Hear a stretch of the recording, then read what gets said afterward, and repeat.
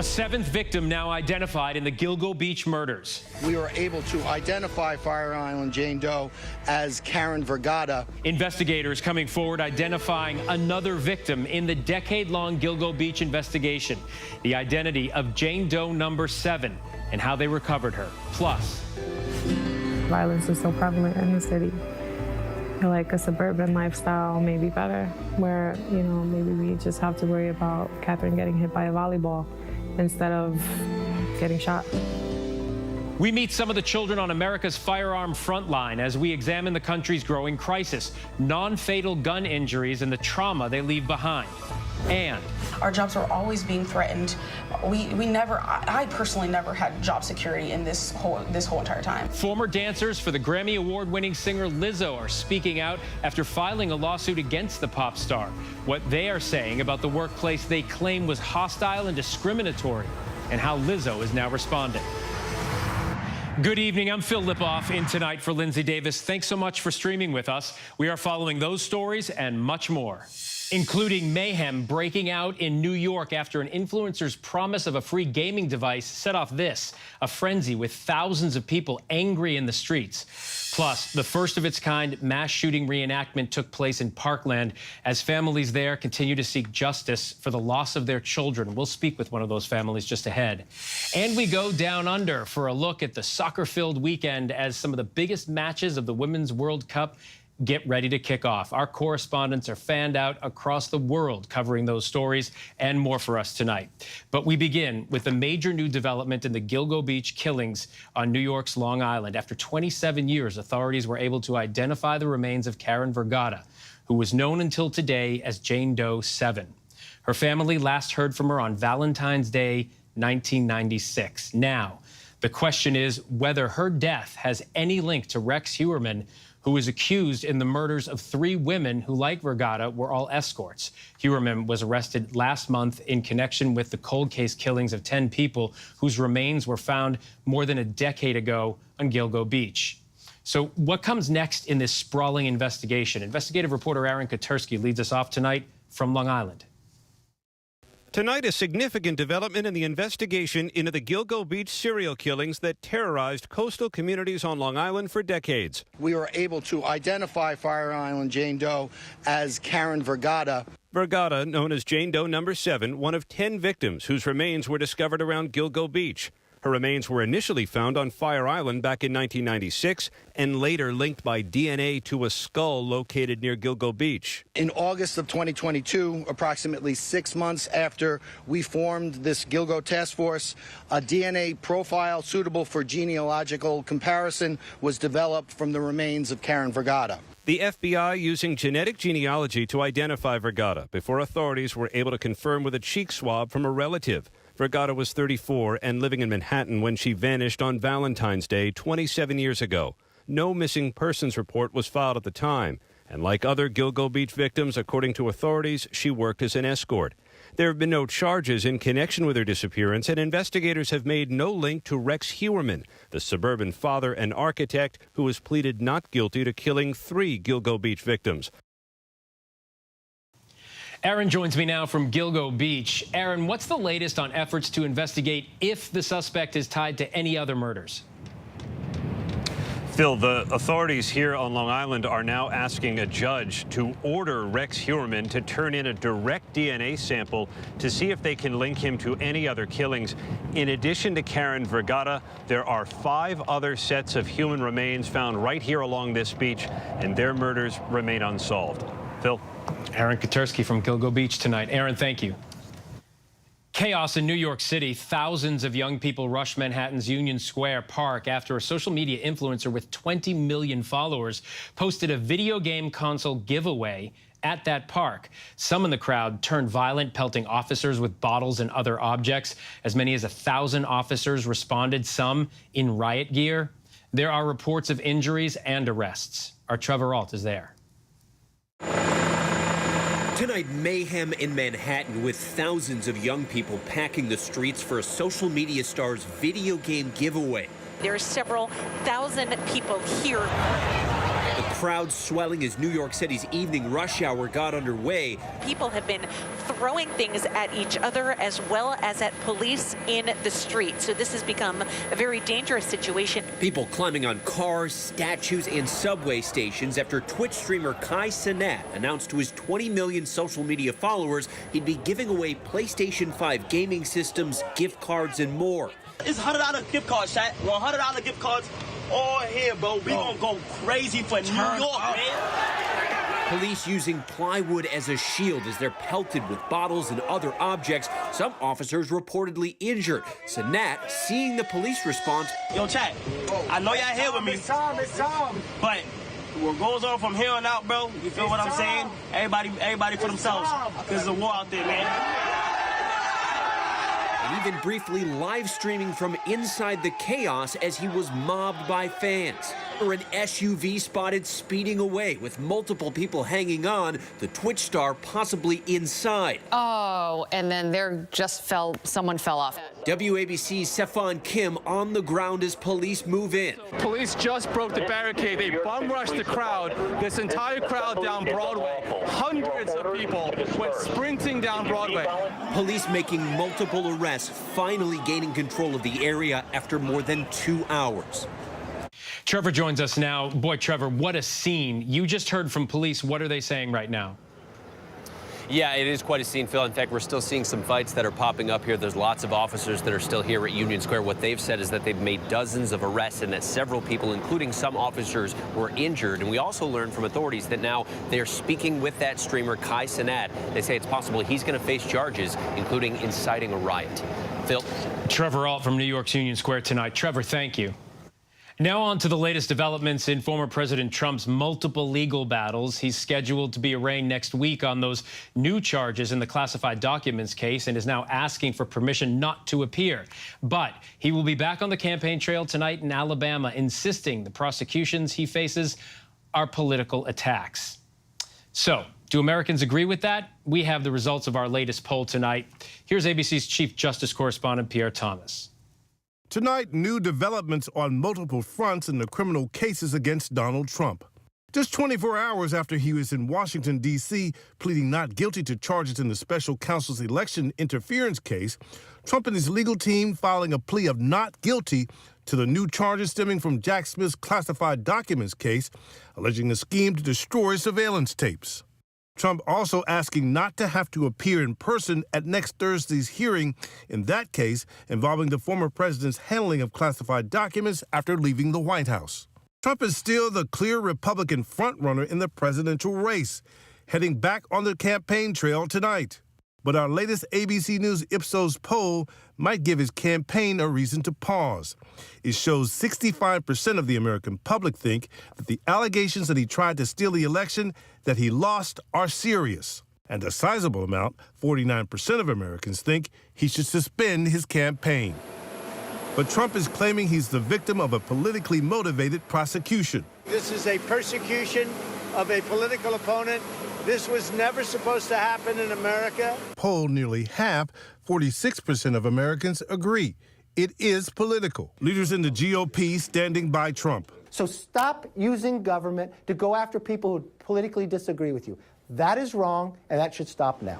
And with the potential fourth criminal indictment coming in Georgia, the former president will be juggling a packed calendar in the coming months as both defendant and candidate. Trump has a hearing in the special counsel's election case on August 28th. That's only 5 days after the first Republican debate, even though it's unclear whether he will participate. And in the spring, just after Super Tuesday, the heart of the primary season, his criminal trials in the hush money case and the classified documents case are scheduled to begin. He's denied wrongdoing and pleaded not guilty to all criminal charges.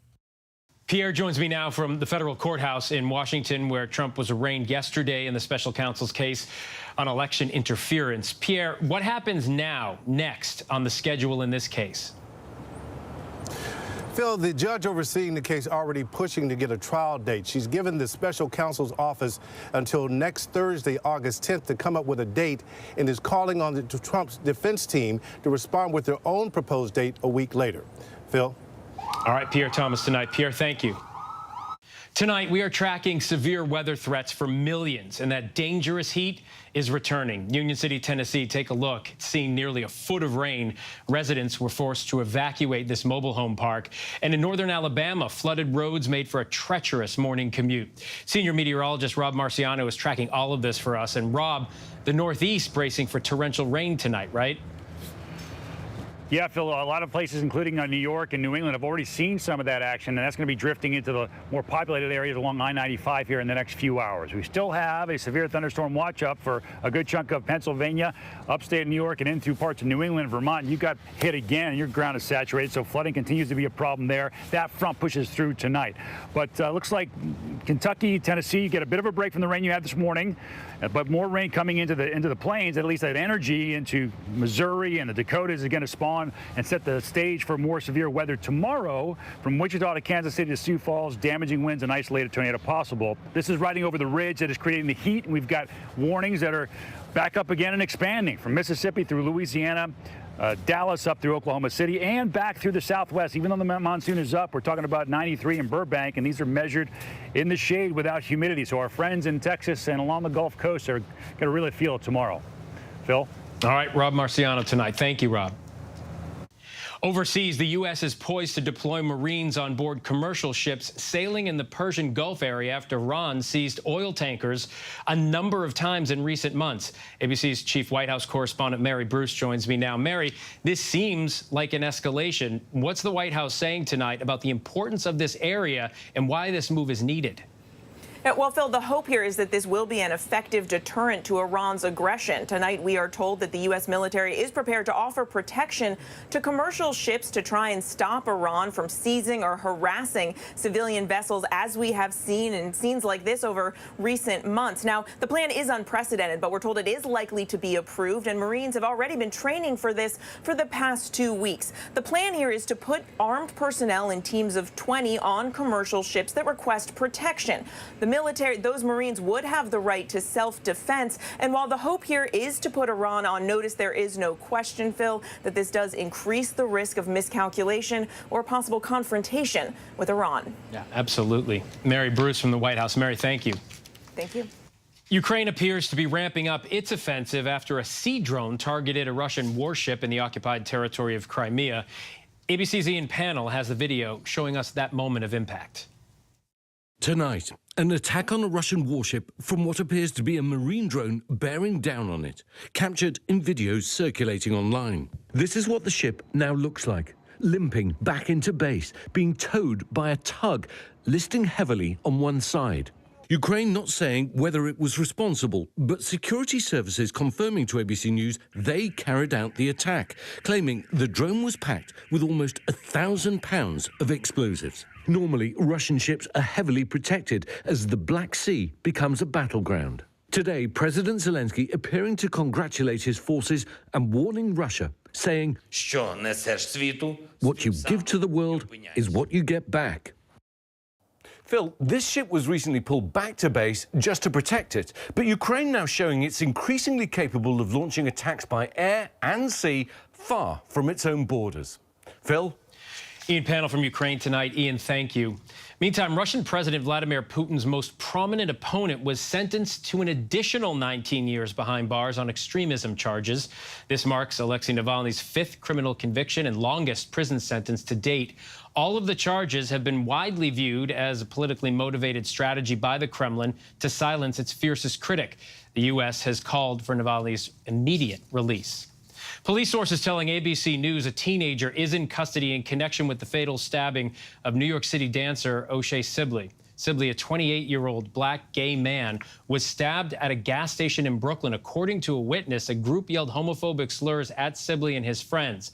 The confrontation then turned violent and Sibley was stabbed. The killing comes at a time of growing anti-LGBTQ+ extremism all across this country. Now the new court filing in the Idaho College murders. Lawyers for suspect Brian Kohberger reveal an alibi for the night the 4 students were stabbed to death in their beds. But could that alibi actually help the prosecution? Here's Mola Lengi. Tonight, for the first time, accused killer Brian Kohberger is offering an alibi, saying he was driving in his car on the night 4 college students were stabbed to death at the University of Idaho. In a new court filing, the defense team saying Mr. Kohberger has long had a habit of going for drives alone. Often he would go for drives at night. However, he is not claiming to be at a specific location at a specific time. His alibi, he was driving alone, does not give a precise thing or person that can place him somewhere else. So that's the question the judge must determine, is whether or not that can actually be used as an alibi. A not guilty plea was entered on Kohberger's behalf, and his defense attorney claims his alibi for that night could be corroborated by witnesses at trial. I'm just curious about the law. I don't mean to... Oh, no, yeah, I can find it for you. But Kohberger's white Hyundai Elantra, seen here during a traffic stop, is a key piece of evidence for prosecutors. Investigators say they have surveillance showing a white Elantra near the crime scene, along with cell phone data and DNA linking Kohberger to the crime scene. There's an array of good versus bad alibi defenses. The defense of I was out driving my car alone is going to be a very difficult sell to a death-qualified jury, given these facts. Mola joins me now. Mola, what else can we expect as this case goes forward? Well, Phil, in a recent court filing, Kohberger's defense attorney asking the judge to throw out the indictment against him. Next hearing for Kohberger is scheduled August 18th. His trial is scheduled to begin October 2nd, though that date is likely to get pushed back, Phil. All right, Mola Lenghi tonight. Mola, thank you. 9 members of Congress toured the site of the Marjory Stoneman Douglas school shooting.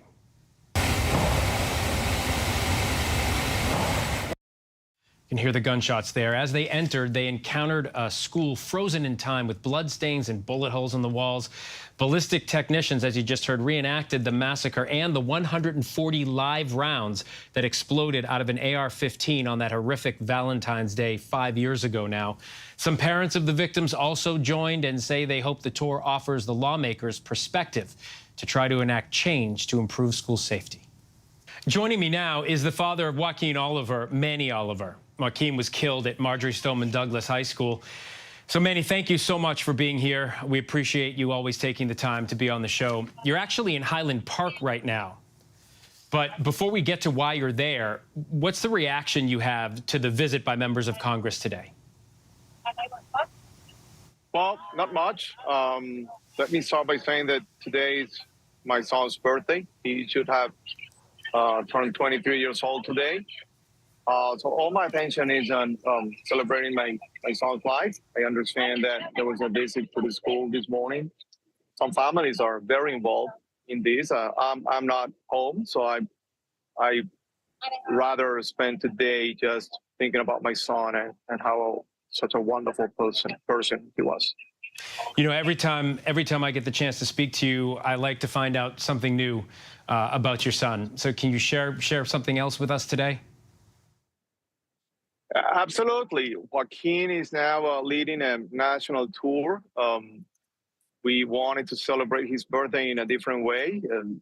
23 is a nice number, so we decided to visit 23 locations that have been suffered gun violence directly. So that makes us just jump on our school bus and start hitting the road. We've been on the road for 34 days today, and we have 20 more days ahead. It's a beautiful thing to do in his memory. Manny, you've made it your life's mission to advocate for gun violence prevention. Obviously, we've seen you everywhere at Congress. Tell us about the event that you held in Illinois today and who was there.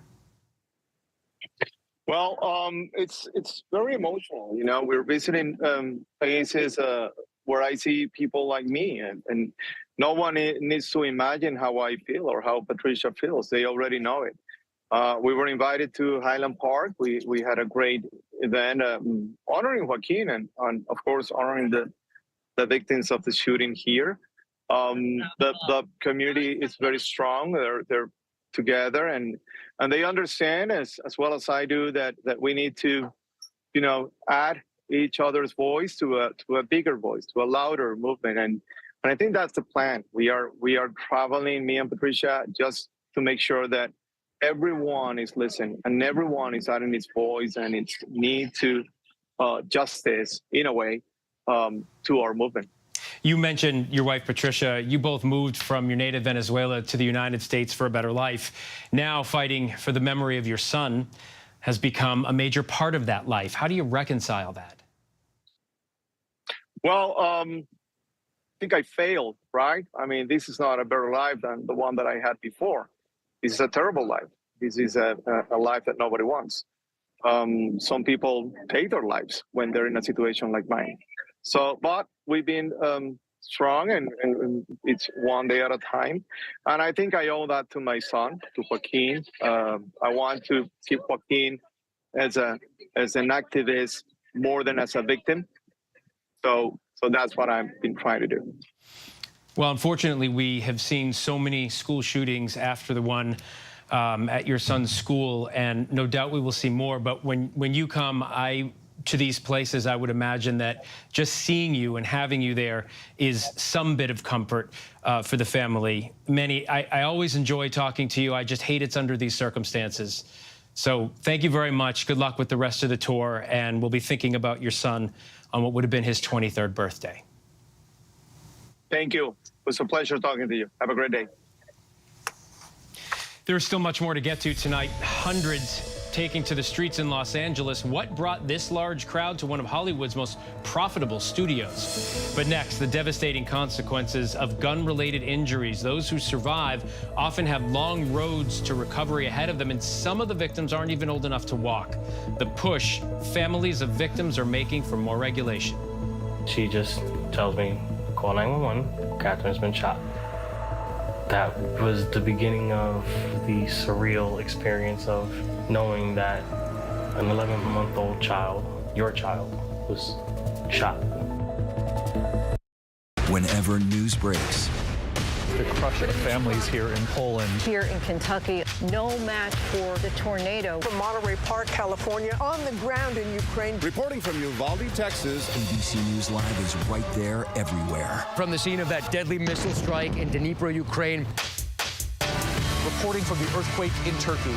From Charleston, South Carolina, on the 2024 campaign trail. From Kathmandu, Nepal. In Truckee, California, covering record snowfall. Traveling with the president in Mexico City. Wherever the story. Here at this airport in Tampa, it's already shut down. Reporting from the nurses on the picket line. Reporting from Jerusalem. Here at 10 Downing Street in London. Streaming live to you. Wherever the story is. Wherever the story is. Wherever the story is. We're going to take you there. You're streaming ABC News Live. ABC News Live. You're streaming ABC News Live. ABC News Live. Streaming free everywhere. America's #1 streaming news. First thing in the morning. There's a lot going on. Everybody in that home is okay. To catch you up with what happened overnight.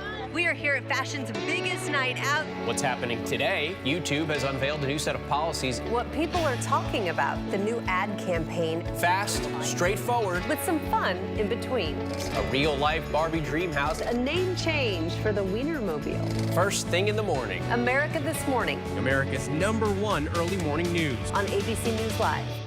All right, here we go. You ready? Let's do it. Yes, it's the show America wants and America needs right now. This is What Would You Do? Let's go. How are you? Yes. So what will you be watching Saturdays on ABC News Live? What would you do? Hey, I guess I just found out. The What Would You Do Marathon, 2 to 6 Eastern, every Saturday on ABC News Live. My favorite show.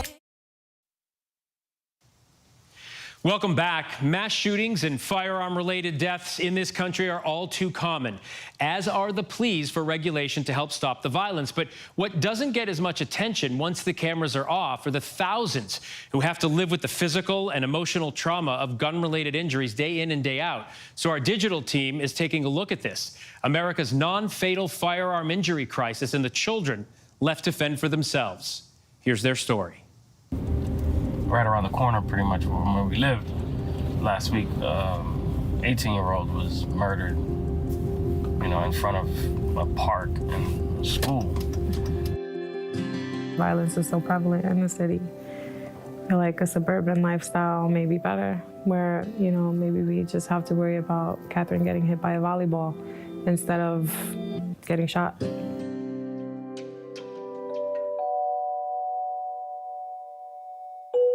Good morning, Blythedale.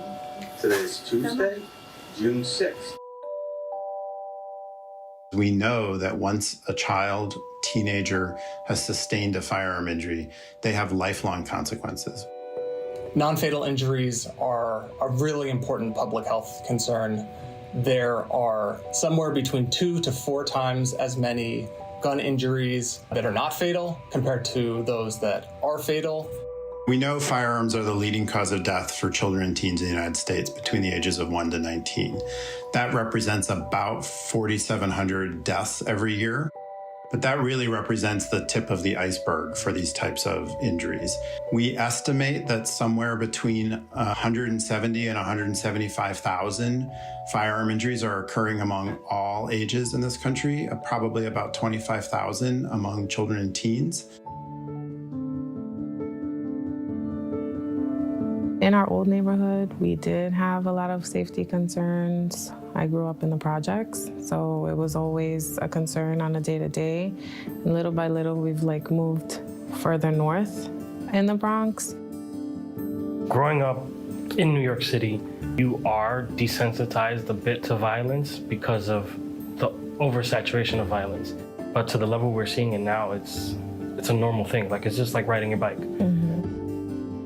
There has been an unprecedented increase in gun violence from just before the pandemic to just after.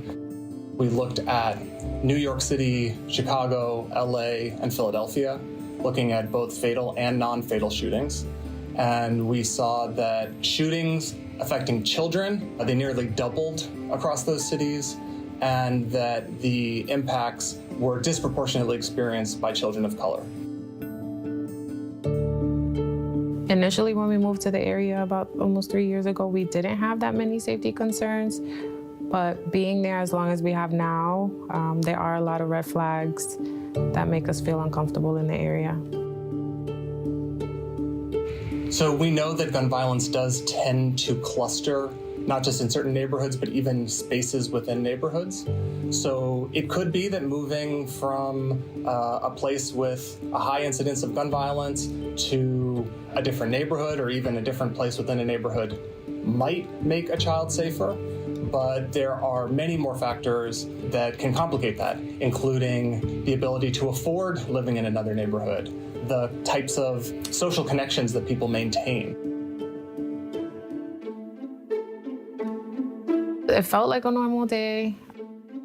Got Catherine ready, dropped off her 2 older sisters to school, and then I had stopped by one of the offices that I was consulting. And since my parents didn't live far from that office, I actually stopped by my parents' house with her. We hung out there for a little bit until Gregory got out of work. I have a thyroid disorder, so he was like, we can stop by the pharmacy, we'll pick up the medication before we go home. And the pharmacy was in the neighborhood that we previously lived in. You know, I parked on Valentine Avenue in the Bronx, and I just went inside the pharmacy and, proceeded. Gunshots rang out. I looked at Catherine and I saw that she was kind of gasping, but also trying to cry at the same time. And she had a baby pink coat on, and that's when I noticed that it was tinged red. When I was walking back to the car, I see my wife holding Catherine. And then she just tells me, call 911, Catherine's been shot. That was the beginning of the surreal experience of knowing that an 11-month-old child, your child, was shot.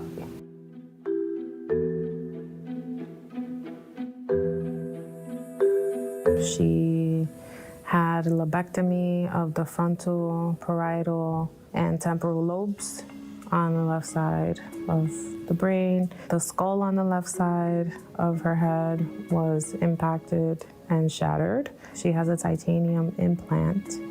She also experienced a stroke, which resulted in a right-sided hemiparesis, which is a weakening of the muscles. We were initially told that she may not be able to walk again. Her speech may not be the same.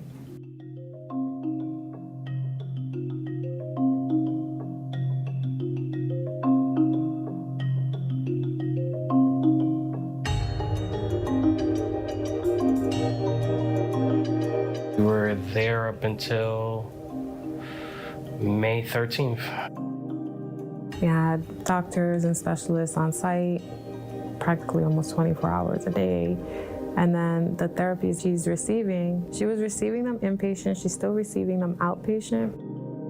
I'm hungry. You're hungry? Gina's gonna come give you some breakfast. Yeah, what do you want to eat today?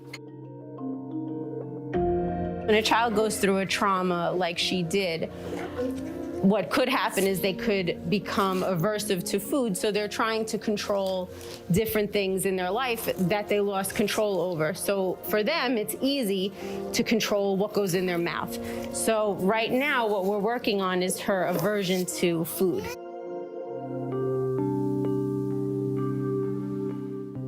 Hospital-based violence interventions are a really important piece of the response to gun violence, because many people who get shot survive, but they have social needs, physical and mental health needs, but there's no guarantee that, depending on where you live, that you necessarily will have access to a fully fledged hospital-based violence intervention program. We know that over 50% of those children and teens that are discharged from the hospital after sustaining a firearm injury require lifetime health care, disability care, support for their medical needs, social needs. And that's, not only very intensive and requires a lot of medical effort, but is also very expensive. Gratefully, we did have a GoFundMe at the time, thanks to a relative, and that's literally what helped pay our bills and helped make sure that we were fed while we went on this journey with Catherine. If the city's unable to essentially crack down and eliminate the epidemic of gun violence, the least they should be doing is compensating families for the aftermath. It is lifelong. We suffer lifelong. We are seeing an increase in non-fatal firearm injuries. Exactly what that margin is somewhat difficult to determine because of the quality of the data. Where we're at currently with specifically non-fatal firearm injuries is that the CDC does a sampling of hospitals around the country and then takes that data, aggregates it, and then produces estimates for what that means nationally. However, the specific numbers are still something that we need better data on. And the example I often use is thinking about COVID. If in March of 2020, we weren't able to understand how many people were being infected with COVID in the United States, we wouldn't understand where to put our public health resources. The same thing is true with firearm injuries. I know that the government has the capabilities to do that. It's just a matter of, pulling the money where it really needs to go if you really want to serve the people. A powerful look at a growing problem. Our thanks to the digital team for that. Still ahead here on Prime, he is one of the most controversial men on the internet, now facing rape and human trafficking charges. The new details on his fight to be released from house arrest. Superstar Lizzo is known for her uplifting songs and persona, but a new lawsuit alleges sexual harassment and a toxic culture on her tour. Hear from the former employees behind the case. But next, why is one of the most popular shows on Netflix this summer something that has been off the air for years? We're going to take a look at the rise of Suits by the numbers.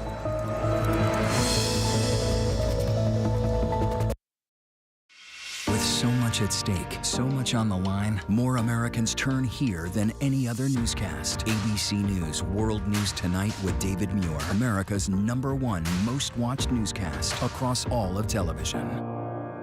This is ABC News Live. The crush of families here in Poland. At refugee centers in Putin's Russia. On the ground in Ukraine. Close to the front line. From the capital. Destructive Cat 4 storm. Here along I-5. Boston is in the bullseye. Let's go. ABC News Live, America's #1 streaming news. Anytime, anywhere. Streaming 24/7, straight to you for free. Thank you for making ABC News Live America's #1 streaming news.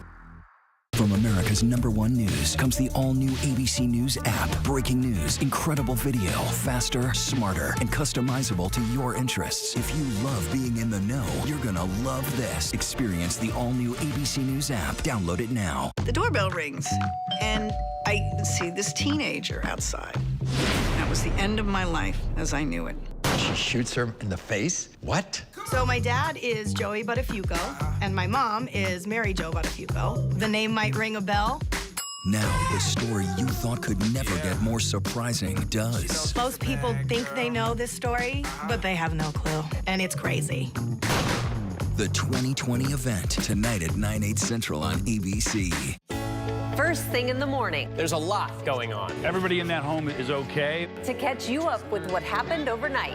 We are here at fashion's biggest night out. What's happening today? YouTube has unveiled a new set of policies. What people are talking about. The new ad campaign. Fast, straightforward. With some fun in between. A real-life Barbie dream house. A name change for the Wienermobile. First thing in the morning. America This Morning. America's #1 early morning news. On ABC News Live. It was the ideal marriage. Little did I know I was married to a man who had done something so horrible that it would devastate our lives forever. Teacher of the Year is now charged with sex crimes. Only on Hulu. He was living a double life. The shocking story behind a #1 true crime podcast. Prostitutes, escorts. He even cheated on me the week of our wedding. Betrayal, the perfect husband. He had a lot of fantasies. Now streaming only on Hulu. When I got sent to Idaho to cover the murders of 4 college students, it was a story that didn't make any sense. 4 students stabbed to death in their beds while 2 roommates were home. You gotta think to yourself, okay, who's the target and how many people would a man go through to get to his target? I'm Kana Whitworth with ABC News. This is the story of savage murders, a determined small-town police force, and a scholar of crime. This is The King Road Killings. The full series is out now. Listen to every episode wherever you get your podcasts. This is where the newsmakers come first in the morning to be heard. America's #1 morning show. How would your mom feel about your relationship with your brother now? I can't imagine what it feels like to go from $20 billion to $100,000. Yeah. Are you worried about going to jail? You write that you had low-grade depression. How'd you get out of that? Wherever the story, ABC's Good Morning America is right there. Reporting from the earthquake in Turkey, I'm David Muir. Wherever the story, we'll take you there. You're streaming ABC News Live. Welcome back. Why is a show that has been off the air for years at the top of the TV streaming charts? Let's take a look by the numbers. The USA Network series Suits last aired new episodes on cable 4 years ago, wrapping up its 9-season run from 2011 to 2019. But after the first 8 seasons came to Netflix this summer, the legal procedural drama has just taken off. The show recently broke a record on Netflix with, listen to this, 3.7 billion minutes of watch time the week of July 3rd, according to Nielsen data. That's the highest ever for a series acquired from another network. It had set a record just the week before as well, 3.1 billion minutes watched that week. The prior record had been set by Manifest with 2.49 billion viewing minutes for the show in the week it was canceled by NBC before being revived for a final season of new episodes on Netflix to satisfy the show's hungry fan base. Suits has 134 episodes total over 9 seasons, but the reruns of the first season are drawing big audiences as new viewers seem to be coming to the show. It finished in the top 10 shows on Netflix for multiple weeks since its June debut, with more than 20 million hours viewed a week, according to Netflix data. And the hashtag Suits on Netflix is trending on the site formerly known as Twitter, with fans posting TikTok videos talking about and reenacting their favorite scenes. Part of the potential draw, of course, Meghan Markle starred on Suits for 7 seasons before joining the royal family, and experts say some fans may be coming to the show after viewing other Harry and Meghan content. And as the writers' strike approaches 100 days, repeats of shows like Suits may just be what TV fans need to get through this dry spell of new content. And there's much more ahead here on Prime tonight. Team USA is ready to get back on the field at the Women's World Cup. She won't be waking up in Vegas much longer as she prepares to end her Las Vegas residency. Katy Perry shares the behind-the-scenes secrets of her popular show. But first, a look at our top trending stories on abcnews.com. What does it take to be America's #1 news? It takes asking the straightforward, tough questions. Do you believe that Donald Trump should ever be president again? How would your mom feel about your relationship with your brother now? I can't imagine what it feels like to go from $20 billion to $100,000. Yeah. Are you worried about going to jail? You write that you had low-grade depression. How'd you get out of that? The news-making interviews. You said that there were 6 friends. One of them was sick. Yeah. Do you have future political aspirations? Going to the front line. The search for survivors. How does this war end? And getting to the heart of the story. Thank you for being here. We'll be here for the long run. ABC News, #1 in the morning, the #1 newscast, #1 in daytime talk, Friday nights, Sunday mornings versus the competition, and the #1 streaming news. Thank you for making ABC News America's trusted, straightforward first choice. First thing in the morning. There's a lot going on. Everybody in that home is okay. To catch you up with what happened overnight. We are here at fashion's biggest night out. What's happening today? YouTube has unveiled a new set of policies. What people are talking about. The new ad campaign. Fast, straightforward. With some fun in between. A real-life Barbie dream house. A name change for the Wienermobile. First thing in the morning. America This Morning. America's #1 early morning news. On ABC News Live. This is ABC News Live. The crush of families here in Poland. At refugee centers. In Putin's Russia. On the ground in Ukraine. Close to the front line. From the capital. Destructive Cat 4 storm. You're along I-5. Boston is in the bullseye. Let's go. ABC News Live, America's #1 streaming news. Anytime, anywhere. Streaming 24/7, straight to you for free. Thank you for making ABC News Live America's #1 streaming news. When I got sent to Idaho to cover the murders of 4 college students, it was a story that didn't make any sense. 4 students stabbed to death in their beds while 2 roommates were home. You gotta think to yourself, okay, who's the target and how many people would a man go through to get to his target? I'm Kana Whitworth with ABC News. This is the story of savage murders, a determined small-town police force, and a scholar of crime. This is the King Road Killings. The full series is out now. Listen to every episode wherever you get your podcasts. Get ready, America, every Friday. The hottest trends, styles, and must-have. What's the right stuff to buy right now? I really love that. It's time to buy the right stuff. Yes. And save big time, too. The right stuff. Fridays on GMA. You're going to love it. This is ABC News Live Prime. Thanks so much for streaming with us. Live reporting, breaking news, exclusives, award-winning, powerful, eye-opening. ABC News Live Prime with Lindsay Davis. Streaming weeknights. All right, here we go. You ready? Let's do it. Yes, it's the show America wants and America needs right now. This is What Would You Do? Let's go. How are you? Yes. So what will you be watching Saturdays on ABC News Live?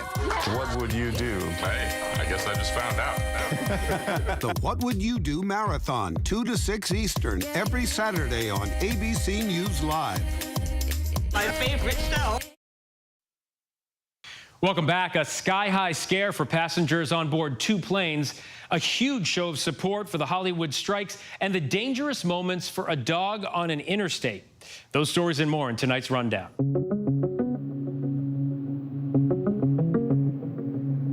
Some answers after this near miss at Boston's Logan Airport. The NTSB now blaming the pilot of that charter jet that crossed onto the runway in February just as a JetBlue flight was about to land, forcing the JetBlue pilot to quickly climb to avoid a catastrophe. A new NTSB report says the pilot of the charter jet took off without clearance, the JetBlue flight then passing a mere 400 feet above the jet. Investigators say the control tower had instructed the charter to line up and wait, and the pilot then read back the controller's instructions. However, they began the takeoff roll instead. The JetBlue passengers coming in from Nashville say they were terrified. The plane was like to the side. We were definitely having to take some sharp turns, so it was definitely really scary. Internet influencer Andrew Tate released from house arrest while awaiting trial in Romania. Arrested months ago, it's a victory for Tate, albeit a temporary one. Absolute respect to the judge, respect to Romania, respect to the Romanian judicial system. I look forward to being completely exonerated in time. So now he waits for his trial, a trial in which he's charged with rape, human trafficking, and forming a criminal gang to sexually exploit women. To those charges, he remains defiant. In my heart, I know I've done nothing wrong. I think the people at home who are the functioning brain understand we've done nothing wrong, because nobody has yet to identify a single victim who's done, who's saying that we've done anything. striking writers and actors tried to send a message to Hollywood studios. A large group of union members blocked the street outside Universal Studios in Los Angeles for a time. The unions had previously complained of unsafe conditions in front of Universal. They also accused the studio of trimming trees that had provided shade to the strikers. Universal maintains that was not their intention, and the tree trimming was routine maintenance. The U.S. Justice Department is taking over a probe into claims that Connecticut state troopers falsified thousands of driving tickets. An audit found that more than 1,000 troopers submitted at least one fake ticket over an 8-year span. Tickets have to be submitted to the state's Racial Profiling Advisory Board. Researchers from the board say the fake tickets skewed the data to appear to show that troopers pulled over more white drivers. The Mega Millions jackpot continues to grow ahead of tonight's drawing. The pot now stands at $1.35 billion, the fourth largest lottery jackpot in American history. There hasn't been a winner since April 18th. Good luck. Who let this dog out? In Philly, this fluffy dog stopped traffic on I-95 this morning. During the mile-long chase, the dog was hit by a truck, but kept running, apparently uninjured. Police finally caught the pooch and took him to this pet care center, where he was examined. And our local affiliate has learned the owner has come to retrieve the dog. Now to Lizzo breaking her silence over accusations of sexual harassment in a hostile work environment. The singer is denying the claims of 3 of her former dancers. ABC's Kelly Carter spoke with the accusers and has more. You can see a public figure, and all you know about them is what they present to you when the cameras are on and the cameras are rolling. Lizzo's accuser speaking out and reacting to the Grammy winner's response to the lawsuit she's facing. Don't text me, tell it straight to my face. The Truth Hurts singer writing on Instagram, these sensationalized stories are coming from former employees who have already publicly admitted that they were told their behavior on tour was inappropriate and unprofessional. How do you guys respond to that? Like our experience and our pain, and not just us 3, but for the many women that have, because it's mainly women that have come forward and said they felt the same or have shared their stories with us because they don't want to publicly share it yet. It completely kind of invalidates all of our experience and our trauma and our pain. Lizzo went on to write, I know what it feels like to be body shamed on a daily basis and would absolutely never criticize or terminate an employee because of their weight. Lizzo also said, there is nothing I take more seriously than the respect we deserve as women in the world. What is your response to that? I honestly just find it kind of sad that even with us bringing forth and shining light and speaking up on all the things that we were feeling, instead of being met with at least acknowledgement of our feelings, when her brand is to preach about women empowerment.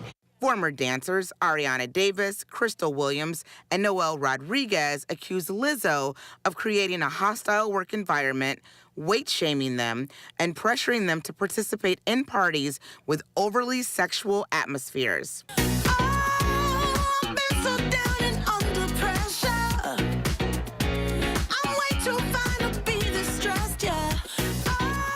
In a statement to ABC News, attorney Marty Singer writing in part, the lawsuit filed by the 3 dancers against Lizzo and the other defendants is specious and without merit. He also provided video to ABC News, which appears to show plaintiff Ariana Davis filmed in April after the time these events allegedly occurred, praising her former employer. I look up to her so much, and I just want to follow in her footsteps, and I just want to share that with the Queen Lizzo herself. Davis says now, our jobs are always being threatened. I personally never had job security in this whole entire time. I was being booked for these one-off shows, and all of a sudden, I wasn't. And then I was replaced with another dancer who was smaller. One question, how may these allegations impact Lizzo's brand? For these allegations to come out now, it goes against almost everything that she has publicly and very adamantly stood up for and stood against. And I think it's confusing for a lot of her fans. Thanks to Kelly Carter for that. To Las Vegas, where Katy Perry is getting ready to take her final bow. The superstar's residency is coming to an end this year, but it seems she's only just getting started. ABC's Chris Connolly sat down with her to talk about what's next. Mighty as ever.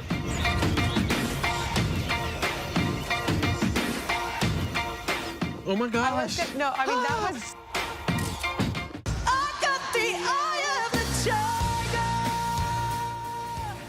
Katy Perry is making Vegas roar.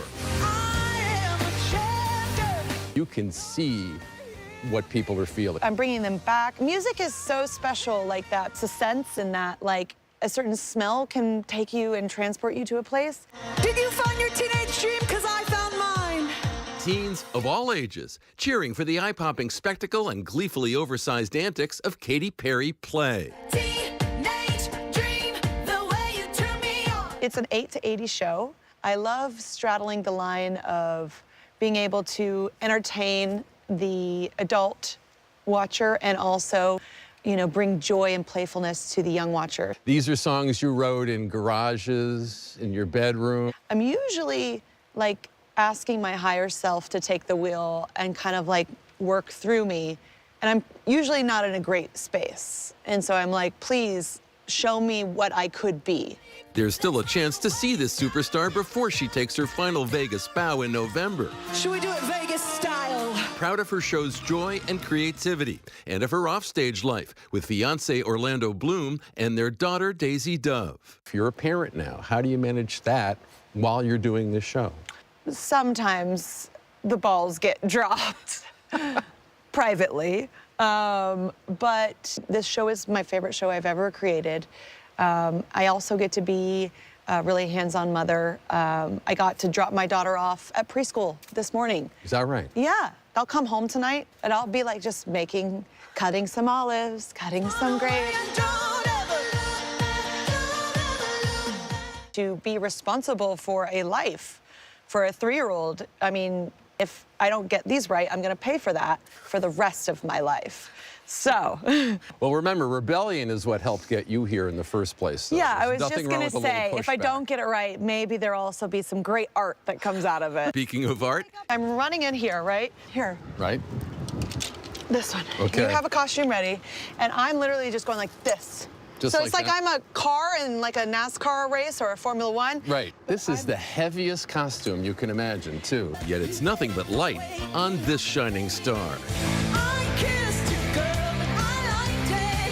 What will you always remember about this residency?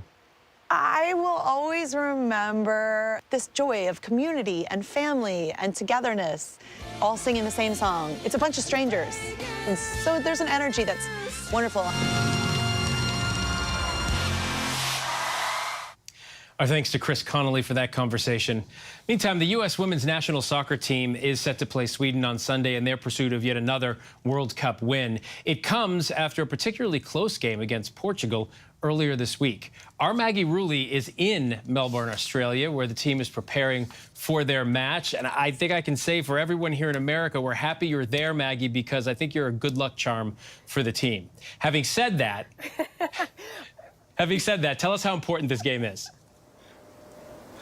Well, Phil, I hope so, first and foremost, because we're going to need a little bit of luck. You know, you mentioned a somewhat rough game against Portugal. Listen, they ultimately got the job done. They're out of the group round, but it was a little messy to get here. And now you ask how important this game is? Well, Phil, arguably the most important, because now we're in the elimination round, which means one game, if they're defeated, they're out. We are do or die right now. And Phil, they're going up against Sweden. This is going to be a tough game. Sweden is a powerhouse. Many have them favorited to win it all. They're going to have to bring their A game if they want to show up against them on Sunday morning. And you know, Sweden and the U.S. actually have a very long history at these World Cups. Of the 9 World Cups, they faced off against each other at 7 of them. And most recently, they played them in the 2021 Olympics in Tokyo. Back then, Sweden won 3-0, a decisive victory over Team USA. So we're looking at a U.S. team that is going to be out for revenge, looking to prove themselves. It's a lot of pressure. And again, it all comes down to this. Phil, if they lose on Sunday, they're going home. That's will be the first time they've ever gone home. The worst they've ever finished is 3rd place. So a defeat would be historic and not the kind of history that we're looking for here, Phil. So I hope I'm bringing some good luck. We're going to need you to send it from the States as well. Yeah, I think we're all sending it. Fingers crossed, and we're thankful you're there. Maggie, I know you're also following this storyline. Let's talk about some of the Cinderella stories that we're seeing at the World Cup, like Jamaica, Morocco.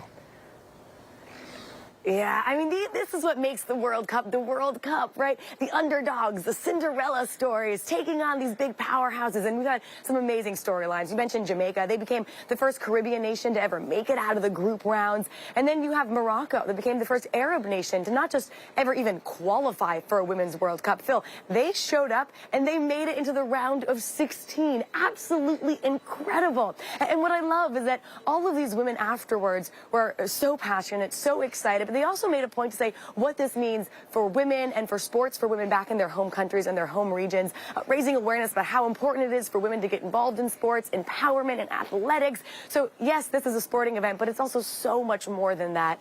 Phil, though, I would be remiss if I just didn't include Team USA again and the teams that we're rooting for. They're definitely not a Cinderella story, but they're playing Sunday morning, 5 a.m. Eastern time. Set your alarms now. I know you're going to be up cheering. I can feel it, Phil. The whole nation watching. Maggie Rulli, thank you so much from Melbourne, Australia tonight, or this morning where you are. We can barely contain our interest in the unusual debate brewing over one of the furry inhabitants at the Chinese zoo. The question tonight, is it a bear or a human in a costume? What do you think? The grisly research for answers. The search for answers is boosting business, so ABC's Trevor Alt has a look. A small bear drumming up big business and an even bigger debate, drawing the world's attention to China's Hangzhou Zoo. Meet Angela the bear, whose decidedly human movements have people asking, is this bear actually just a person in a bear suit? Here she is standing up and waving. Video from behind reveals what look an awful lot like wrinkles on a costume. With all due respect, this bear does look very human-like the way it stands up. Angela's questionable authenticity has visitors determined to see her for themselves. She's reportedly driving a 30% increase in attendance at the zoo.